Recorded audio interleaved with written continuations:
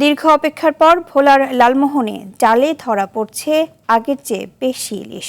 জ্বরের পানি বাড়ায় নদীতে ইলিশের বিচরণ বেড়েছে বলছেন জেলেরা। এতে কিছুটা স্বস্তি ফিরেছে জেলে ও মাছ ব্যবসায়ীদের মধ্যে। ভোলার লালমোহন সংবাদদাতার পাঠানো তথ্যচিত্রে আরও জানাচ্ছেন সাকিব আল হাসান।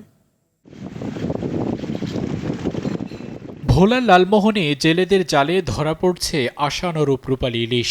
নদীতে জোয়ারের পানি বাড়ার সঙ্গে সঙ্গে আগের তুলনায় কিছুটা বেশি মাছ পাচ্ছেন মেঘনা ও তেঁতুলিয়া নদীর জেলেরা। কয়েকদিন আগেও কাঙ্ক্ষিত মাছ না পাওয়ায় হতাশ ছিলেন তারা। আগের তুলনায় ভালো মাছ পাওয়ায় তাদের মধ্যে ফিরছে স্বস্তি। জেলেদের পাশাপাশি ঘাটে ইলিশের সরবরাহ কিছুটা বাড়ায় মাছ ব্যবসায়ীদের মধ্যেও দেখা দিয়েছে স্বস্তির আভাস। আগে আমরা গাং গেছি, তেলের টাকা হয়নি, এখন আমরা যাই মোটামুটি আগের তুলনায় কিছুটা পাওয়া যায়। মাছ তো কমে 2-4 এলেই মোটামুটি অন পাওয়া যায়। আমরাও ভালো থাকবো, জাইলে মাছ পাইলে জাইলেও ভালো থাকবো।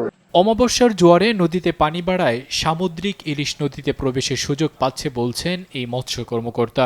অমাবস্যার কারণে নদীর পানির বৃদ্ধি পেয়েছে, ফলে পানির লবণাক্ত কমে ইলিশ তার অনুকূল পরিবেশ ফিরে পাওয়ায় মাছের উৎপাদন কিছুটা বৃদ্ধি পেয়েছে। সরবরাহ বাড়ার সাথে সাথে বাজারে কমবে ইলিশের দাম, এমনটাই চাওয়া সবার।